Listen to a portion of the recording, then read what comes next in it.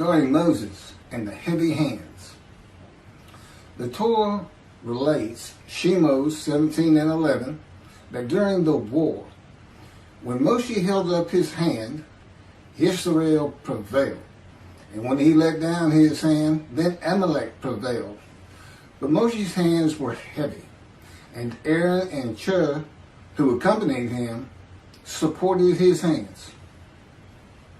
Rashi comments, because he was lax in the commandment of waging war, and appointed another in his stead, Yehoshua, his hands became heavy. We see then that Moshe Rabbeinu should have gone to battle, and when he did not, was punished for his laxity. All of the above reasons why Moshe considered himself unable to join in the actual battle, and not that, God forbid, he was slothful, poses the inevitable question, why was Moshe punished? His hands became heavy for doing something which was seemingly so logical. Rashi answers this question by saying that Moshe was punished for being lax in the Mitzvah, and not for being lax in going out to war. For since the war against Amalek was a Mitzvah, a commandment from God, Moshe should have gone to war, and not entertain any of the thoughts to the contrary, no matter how reasonable or logical. A mitzvah must be such that we will obey, and then we will hear. First, one does the deed without entering into any calculations. And since Moshe was lax in the mitzvah, he entered into calculations as to what was best for the conduct of the war, etc. He was punished. All the above is from Shemos, Parshas, Yisroel, 19th day of Shabbat, 574-1, 1981, at Riddy.org, edited. Rashi commenting on Genesis 17 and 3. And Abram fell upon his face, and God spoke with him, saying,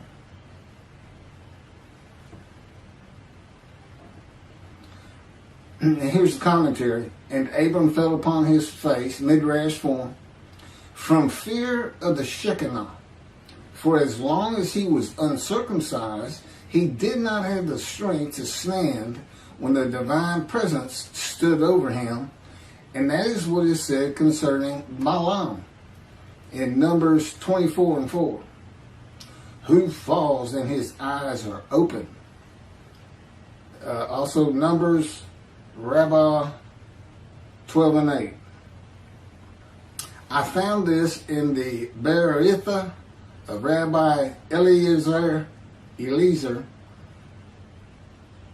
Perkei de Rabbi Eliezer, chapter 29.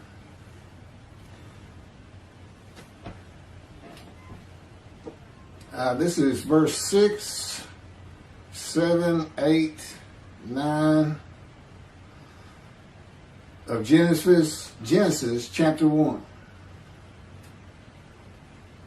God said, let there be an expanse in the midst of the water, that it may separate water from water. God made the expanse, and it separated the water which was below the expanse from the water which was above the expanse. And it was so. God called the expanse sky, heaven. And there was evening and there was morning, a second day. God said, let the water below the sky be gathered into one area, that the dry land may appear. And it was so.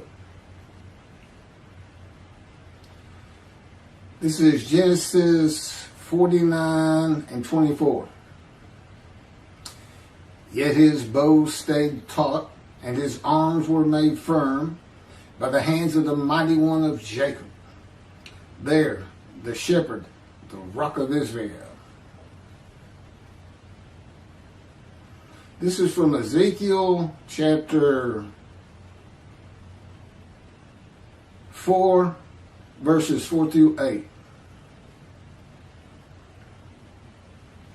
Then lie on your left side, and let it bear the punishment of the house of Israel.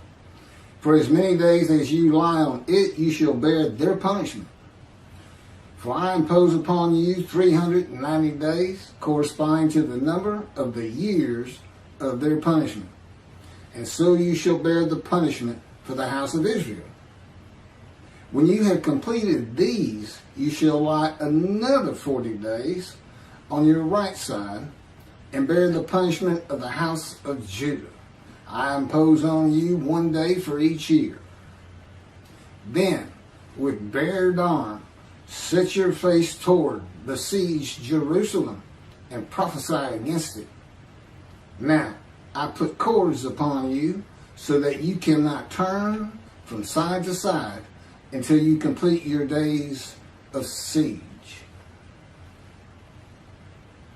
This is from Ezekiel chapter 2, verses 1 and 2. And he said to me, O mortal, stand up on your feet, that I may speak to you. As he spoke to me, a spirit entered into me and set me upon my feet. And I heard what was being spoken to me.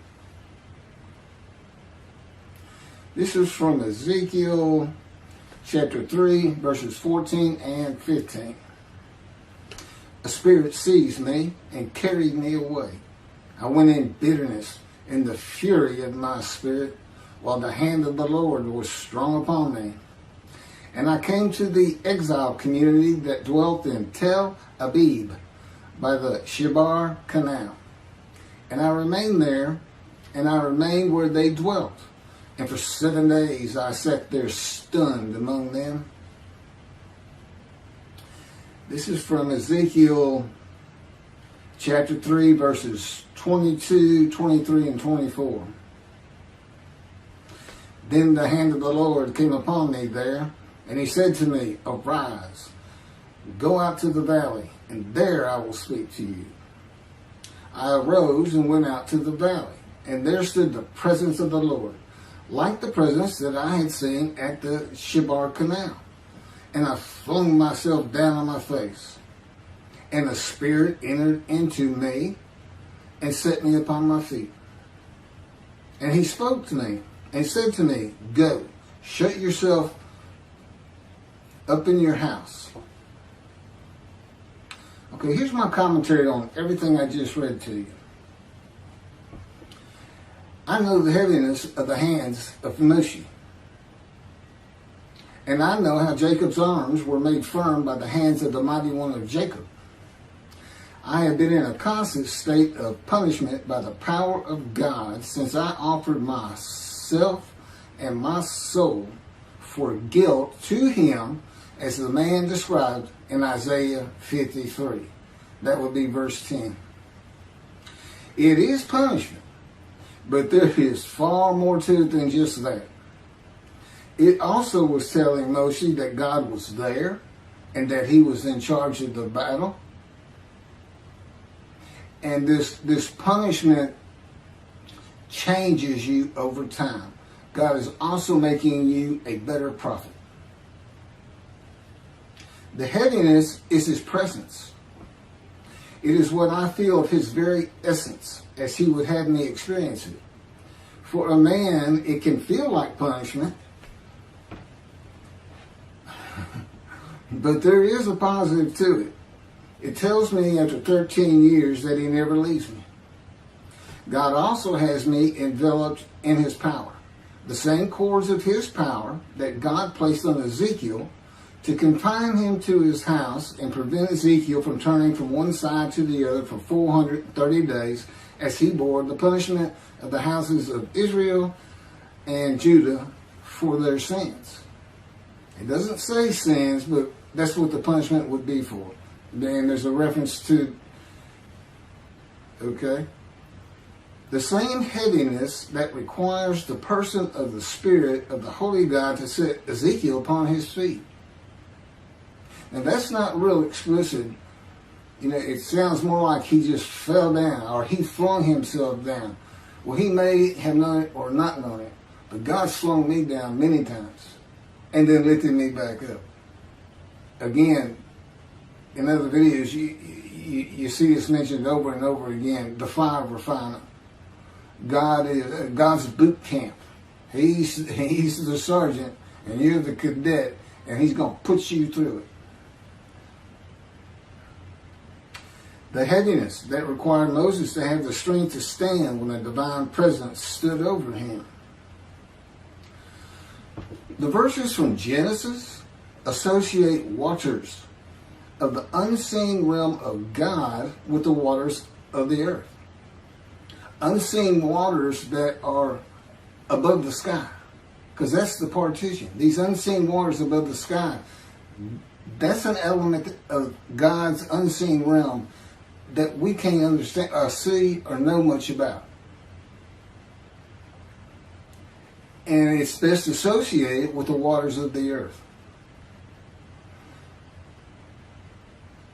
Unseen waters partitioned above and below heaven. Sky. Those below heaven fill the universe and are a part of God's presence. With his power, these unseen waters can do anything that he wills them to do.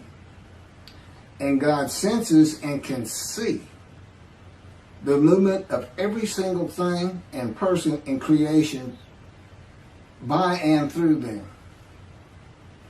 Think of a submarine in the ocean, and they send out a ping, and it's a sound wave, and it'll go around rocks and other submarines, this and that, and so you get a picture of what's out there. It's something like that. He doesn't have eyes like human beings. Long ago, God took me to a heavenly room in a vision in body, not in spirit.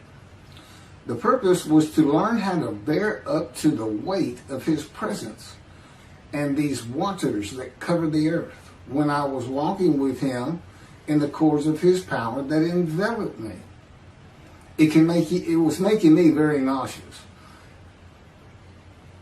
I could feel my body so acutely and real in that room that creation passing before the window actually made me feel car sick, as the weight of his presence and the power around me to offset it was manipulated at his will. It's a little bit complicated, but I've actually spoken about this in other videos. Think of a cardboard box that has been left in a rain or placed in a body of water. It is so light before and so heavy afterwards. The water soaks through the box through and through and retains the water even when lifted. My body is that box. Even my insides can be heavy. Though God decides in his power how much weight I feel at any given moment with the cords of his power. When the vision was over and I was back in the world, the weight of God's presence was much easier to live with. The weight of God's presence is primarily from the waters divided below heaven that cover the earth, but also form from his power that flows from his presence. Okay, that finishes my commentary on the punishment of the heavy hands. I have one more to do on the prophet like Moses. I'm going to take a little break and put on the Havitzka and the raising of the Israel flag in the Temple Mount.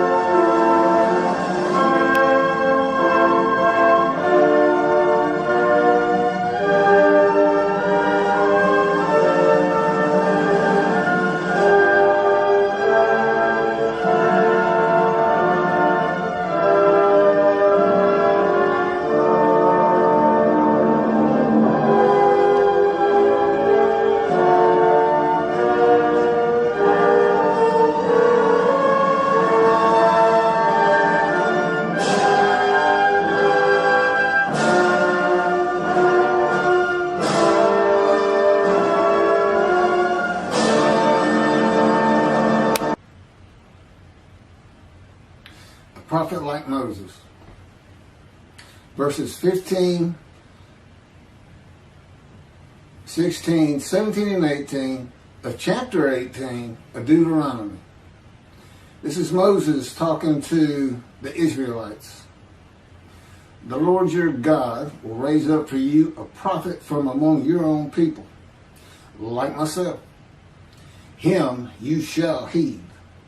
This is just what you asked of the Lord your God at Horeb on the day of the assembly, saying, let me not hear the voice of the Lord my God any longer, or see this wondrous fire any more, lest I die. Whereupon the Lord said to me,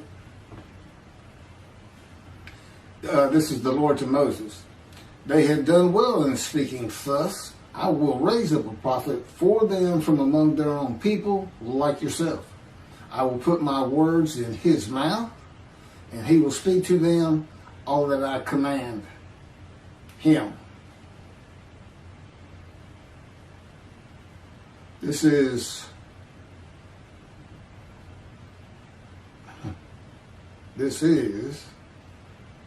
several verses of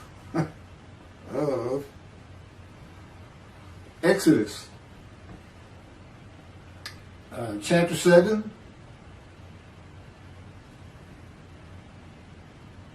verses 1 through 31.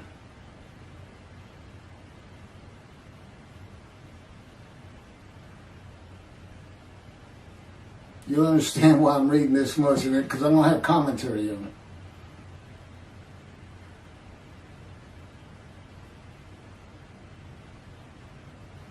That's actually, it starts with verse 12, not 1. Now go. And this is God to Moses. Now go, and I will be with you as you speak, and will instruct you what to say. But he said, please, O Lord, make someone else your agent. The Lord became angry with Moses, and he said, there is your brother Aaron the Levite. He, I know, speaks readily. Even now, he is setting out to meet you, and he will be happy to see you. You shall speak to him and put the words in his mouth. I will be with you and with him as you speak, and tell both of you what to do. And he shall speak for you to the people. Thus, he shall serve as your spokesman, with you playing the role of God to him. And take with you this rod, which you shall perform the signs.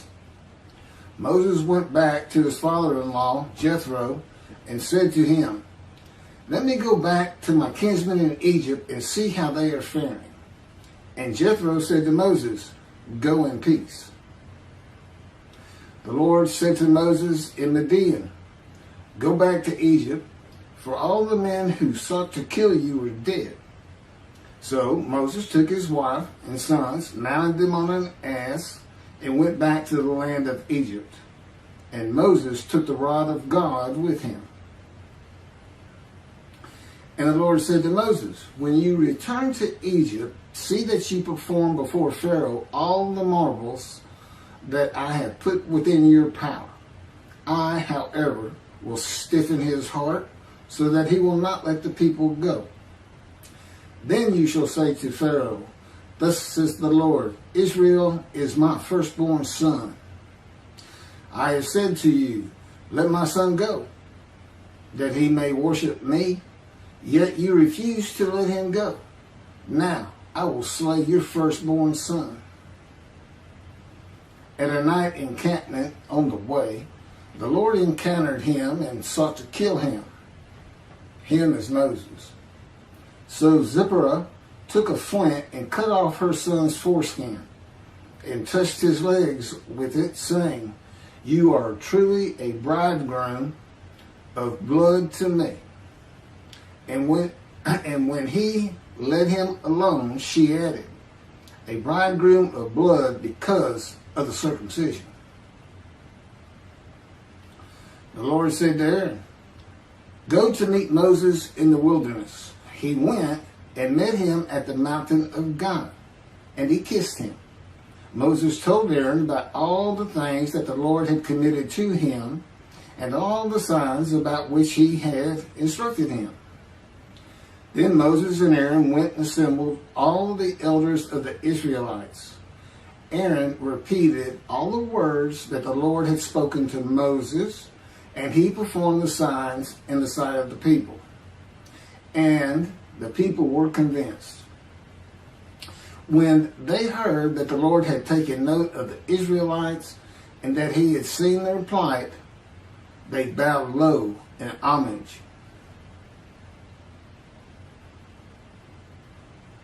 Again, that's verses 12 through 31 of Exodus chapter 7. Commentary. I am the prophet like Moses. For many reasons, but these in particular, for the reasons that, like Moses, I speak to God face to face. God speaks to me as a friend. I converse with God whenever I so wish. God talks directly to me when he so desires. And I write God's words at his directions. And I can add, and I put on videos at his command and speak the words he commands me to speak. He had me type everything I'm reading. He said, go to Exodus, type this down, or paste, copy it and paste it on your notebook pad. And like Moses, I bring a redemption, the redemption of the new covenant of God declared in Jeremiah chapter 31 to be delivered in a time to come. This time, the time of the fulfillment of all biblical prophecy. The time God speaks to his prophets again. When God said, there's Aaron, even now he is setting out to meet you and he will be happy to see you, God is placing a short vision into the mind of Moses. Aaron and Moses do not meet for many days after this at the mountain of God. It is not a trance-like vision where Moses feels that he is in another place in time away from the world. It is more like an image of an event on television that you remember after you have watched it. A little bit sharper than that. It is a vision that goes more to your mind than to your eye.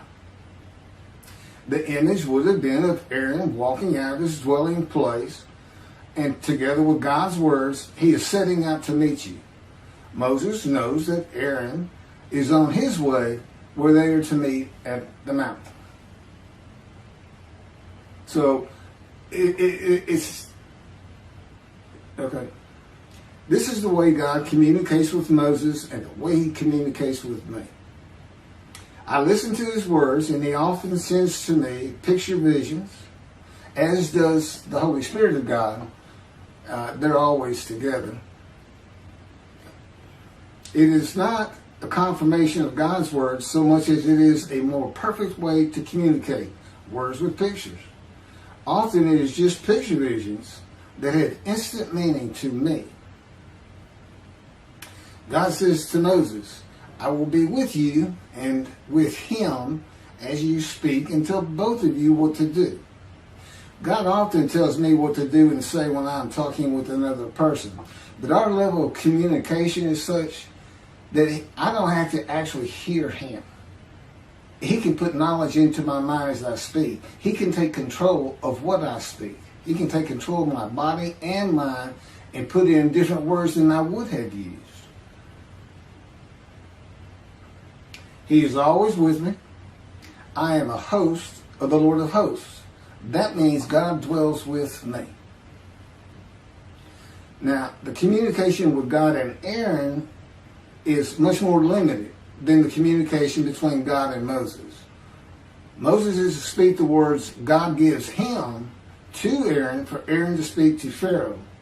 And God is telling Aaron what to do with the words, such as when to deliver them and the tone to use. Because God says, I'm going to speak to both of you.